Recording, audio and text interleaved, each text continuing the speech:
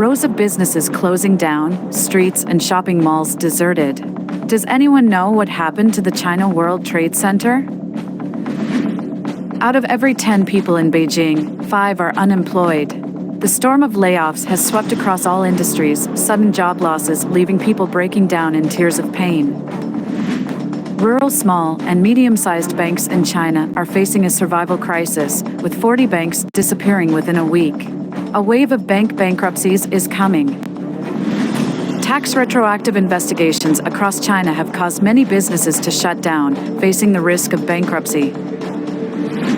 The floods in southern China have caused severe casualties, people crying out, accusing the CCP of cruelly releasing floodwaters unexpectedly at night. Step on board for today's show. Dive into Decoding China, where you'll find all the essential information you need. Beijing has never been this bad.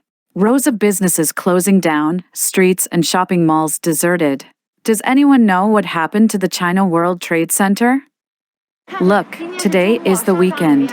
There really aren't many people in the mall. These restaurants used to have long lines of people waiting to eat lunch, but now there's no one. This Beijing city has truly changed beyond recognition. Last month, when I came, I thought it was very well done. Now, it's a pity no one is here. But what's even scarier is that this store and all the branches of this brand in Beijing are now closed for good. Some employees have told me that a lot of wages are still owed. It's really challenging for physical businesses in Beijing.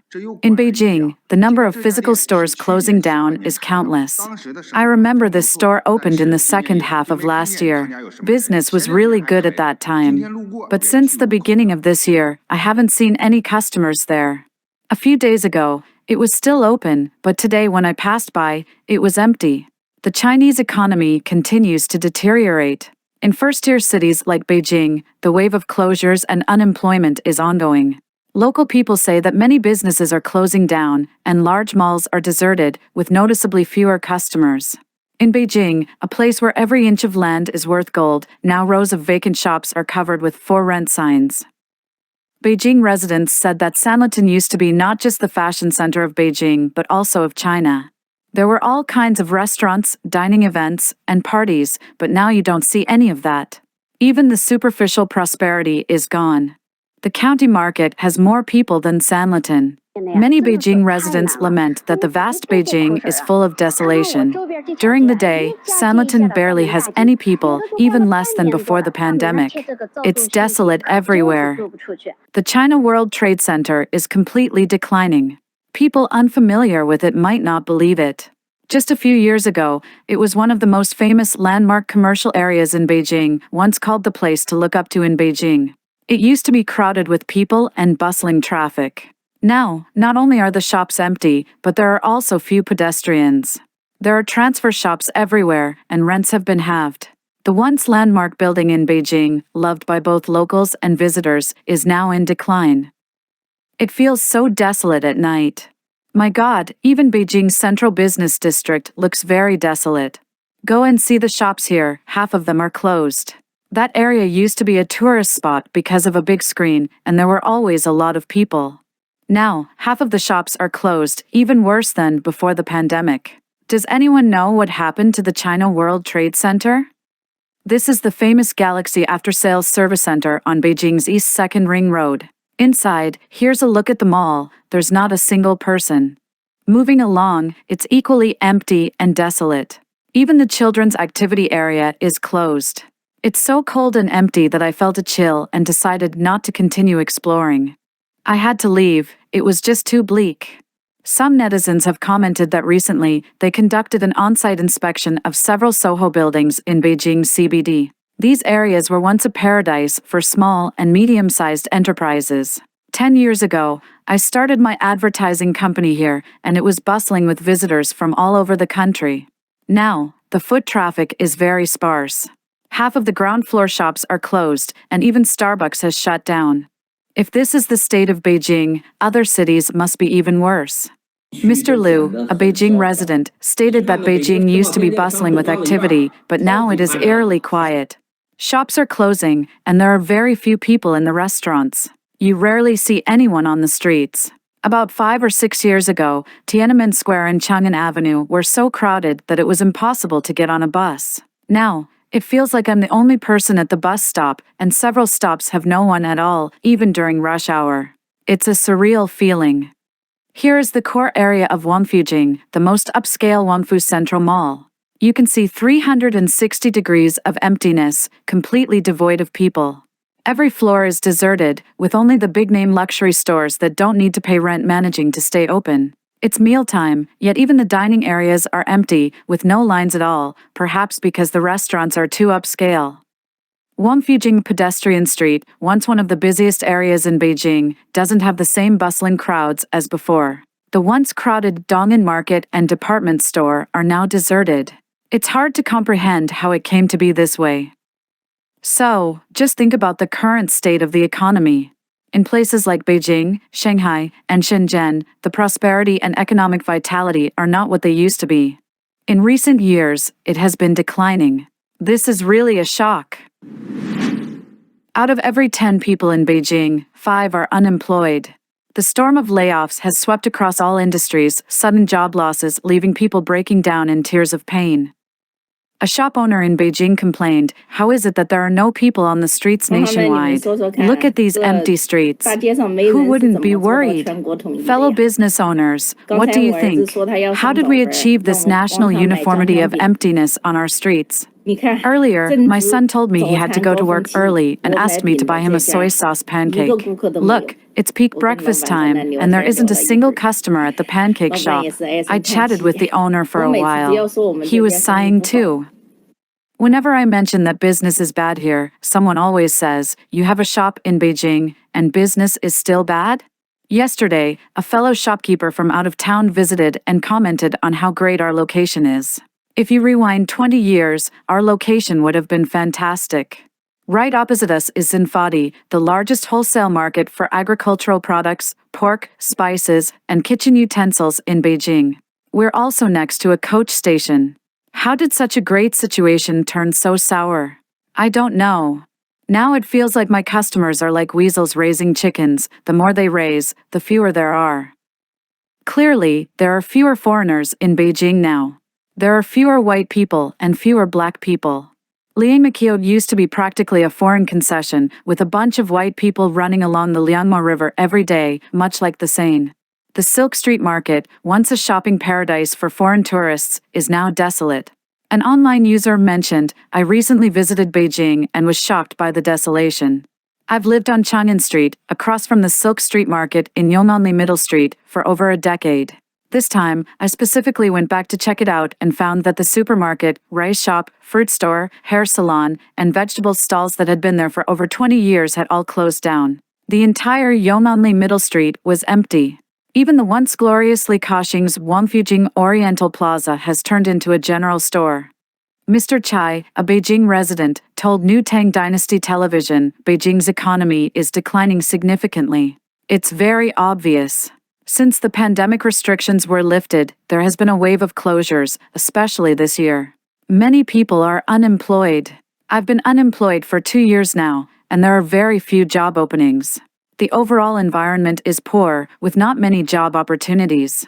Many places have vacant properties, and shops are closing down. In Biandao District, most of the businesses are shut down, with only a few still open." According to Mr. Chai's observations, about 5 out of 10 people in Beijing are unemployed.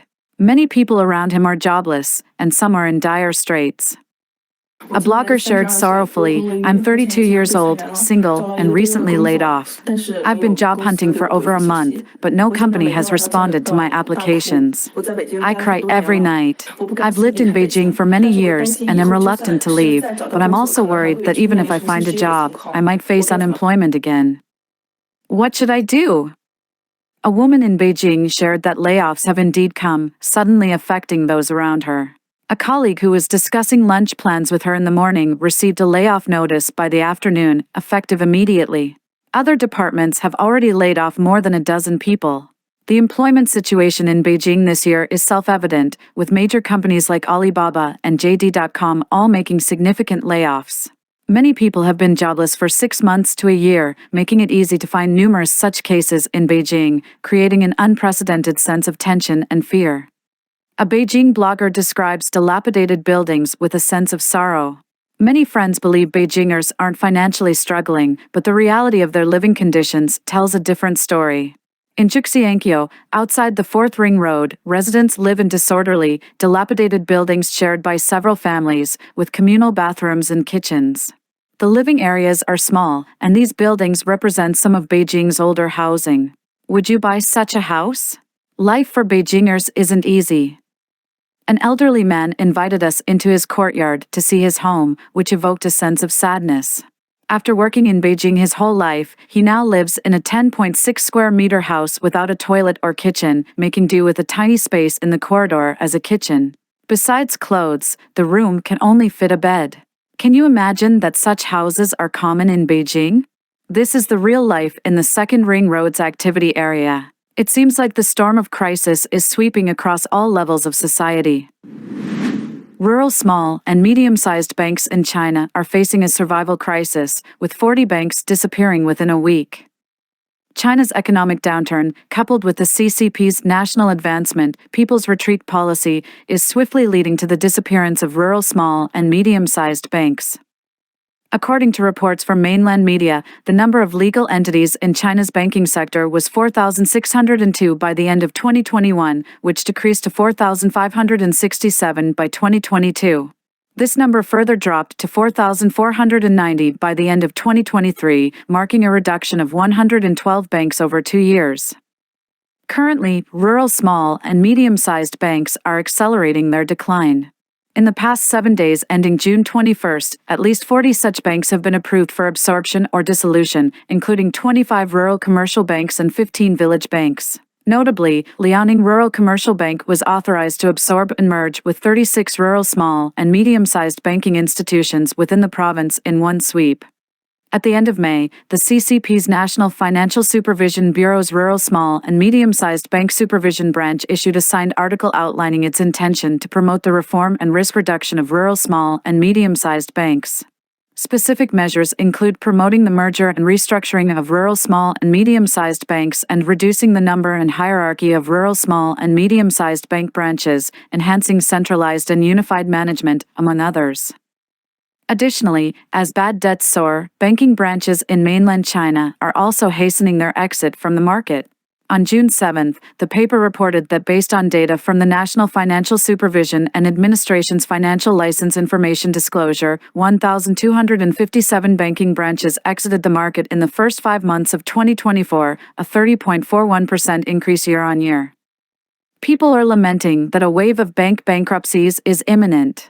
Industry analysts speculate that the pace of mergers, acquisitions, and closures of rural small and medium-sized banks will further accelerate this year. It is anticipated that by year-end, there will be a significant reduction in the number of rural small and medium-sized rural commercial banks and village banks. China's persistent economic decline has heightened financial risks, placing immense pressure on banks and other financial institutions. Small and medium-sized banks are often the first to face survival challenges.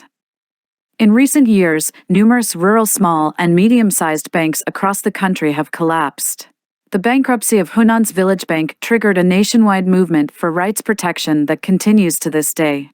The CCP authorities have openly labeled a large number of high-net-worth depositors as engaged in illegal fundraising and resorted to violent repression against depositors who persist in their efforts to protect their rights. Chinese-American economist Li Hengqing told the Epoch Times that there are over 4,000 small and medium-sized banks in China similar to Hunan's Village banks. The impending impact on these banks is expected to lead to incidents similar to the crisis at Hunan's Village Bank occurring one after another. The Chinese version of the Lehman moment appears to be entering its countdown stage. Tax retroactive investigations across China have caused many businesses to shut down, facing the risk of bankruptcy. The Chinese Communist Party's tight finances have led various regions to initiate tax retroactive investigations. Several listed companies have been ordered to repay substantial tax arrears, causing some enterprises to declare cessation of production. Business owners accuse the CCP authorities of disregarding the livelihoods of the people, causing widespread disillusionment. For instance, Ningbo Bohui was required to repay 500 million yuan, approximately $68.8 million in taxes, resulting in the halt of 2 production lines. On June 14, the company's stock plummeted nearly 20%, causing a market capitalization loss of about 1.33 billion yuan. In Foshan's Gaoming district, a hotel deregistered decades ago was pursued for over 900,000 yuan, about $124,000 in overdue taxes and penalties. Online discussions noted they won't let up even after death, and local finances are truly broke. Mr. Liu, a business owner in Zhejiang, told New Tang Dynasty TV that the tax incident involving Ningbo Bohui has shocked the business community, yet official channels have not reported it, only grassroots media. He emphasized, Zhejiang is one of China's affluent provinces. If even Zhejiang faces this issue, with every jurisdiction short of funds, panic will escalate. This is akin to killing the goose that lays the golden eggs. Having previously operated an advertising company, Mr. Liu was compelled to switch to managing a convenience store due to the economic fallout from the pandemic over the past 4 years. Now, he faces new challenges, observing that all businesses have collapsed and the entire market is in turmoil. Ms. Hu, a private entrepreneur from Shaanxi, shared with New Tang Dynasty TV that tax authorities conduct annual audits, imposing fines for non-compliance, making business sustainability impossible. Another private entrepreneur from Anhui criticized the CCP's disregard for ordinary lives and its unjustified tax retroactive investigations, which have fueled widespread discontent among the populace. He lamented, if they decide to investigate taxes, you must comply. If suddenly they demand an extra 100,000 yuan, how many can afford that? This approach impoverishes even those with remaining funds. The hearts of ordinary people are deeply wounded, and many awakened individuals now see this clearly. Simultaneously, the CCP forcefully seizes ordinary people's wealth while fearing potential uprisings. Tax authorities collaborate with public security bureaus in joint operations. The Tax Bureau investigates while the police prevent resistance.